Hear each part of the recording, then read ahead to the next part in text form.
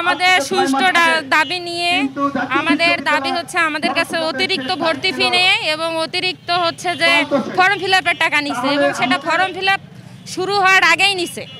আবার আমরা form fill up হওয়ার 3 মাস পরে আমরা ফর্ম ফিল আপের নোটিশ পাইছি।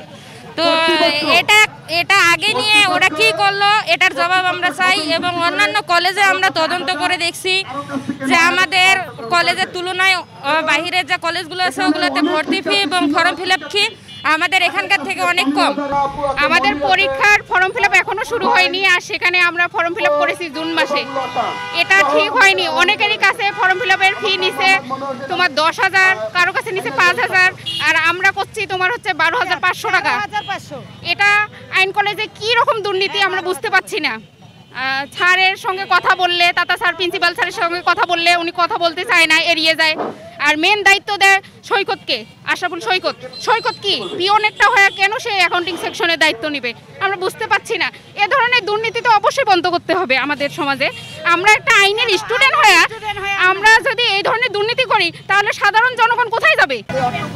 আজকে এই যে আমরা রংপুর আইন কলেজের বিরুদ্ধে দুর্নীতি এবং অনিয়ম প্রসঙ্গে যে মানববন্ধন আমরা করতেছি, সেটা হচ্ছে আমাদের কলেজে দীর্ঘদিন থেকে আমাদের অধ্যক্ষ থেকে শুরু করে নস্য প্রহরী পর্যন্ত আমাদের দেখা যাচ্ছে এই যে আমাদের অ্যাডভান্স তারা ভর্তির কোনো সময়সীমা নাই। নির্দিষ্ট প্রত্যেক কলেজে বিশ্ববিদ্যালয়ে নির্দিষ্ট একটা ভর্তির সময়সীমা থাকে।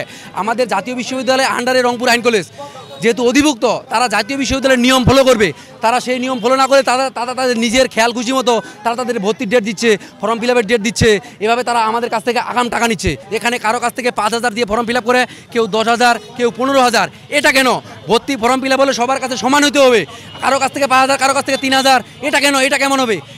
এটার বিরুদ্ধে আমরা প্রতিবাদ সমাবেশ এবং মানববন্ধন, এটা আমরা সুষ্ঠু তদন্ত বিচার চাই। সেই বিষয়টাই হচ্ছে আমরা অনিয়ম দুর্নীতির বিরুদ্ধে। আমাদের এই বর্তমান প্রিন্সিপাল কোনো জাতীয় বিশ্ববিদ্যালয়, যদিও আমাদের আন্ডারে কোনো এই জাতীয় বিশ্ববিদ্যালয়ের আন্ডারে তিনি ফ্লো করেন না। তিনি নিজের ইচ্ছা মতো স্টুডেন্টদের সারা বছর ভর্তি করায়। সারা বছরের মধ্যে ফর্ম ফিল আপের ডেটের আগেই 5-6 মাস আগেই তারা ফর্ম ফিল আপের টাকা নিয়ে নেয়।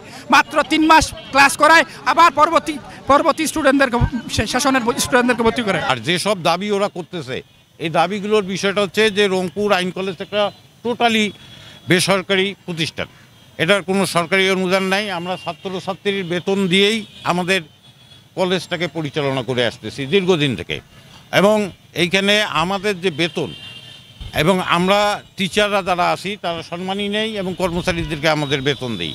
আমাদের 23 জন কর্মচারী আছে টোটালি, শিক্ষক সহ।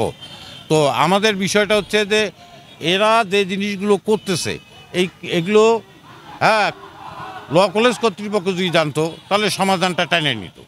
আর দুর্নীতির এখানে কোনো বিষয় নেই। এই বিষয়টা আমার জানা নেই। 2 নম্বর বিষয় সেটা হচ্ছে যে আমরা বেসিক্যালি একটু আগে আমরা নেই। কারণটা হচ্ছে যে বিশ্ববিদ্যালয়ে যখন সার্কুলার দেয় সেই সময়টা খুব সংক্ষিপ্ত সময়, আর সারা বাংলাদেশে সেই সময় সার্ভারে প্রবলেম হয়, এই সমস্ত বায়োডাটাগুলো ডুবানো। তখন দেখা যাবে আমরা যদি সঠিক সময়ে এই কাজটা করি তাহলে আমাদের এই প্রতিষ্ঠানটার ছাত্রছাত্রীরা পরীক্ষা দিতে পারবে না, এবং পরীক্ষা দিতে গেলে তাদেরকে 5,000 টাকা এক্সেস ফাইন দিয়ে তাদেরকে ফর্ম ফিল আপ করতে হবে। সেই ক্ষেত্রটা বিশেষে আমরা আমাদের ছাত্রছাত্রী যাতে পরীক্ষায় সঠিকভাবে অংশগ্রহণ করতে পারে সেই জন্য আমরা একটু আগের থেকে এই ইয়েটা নেই।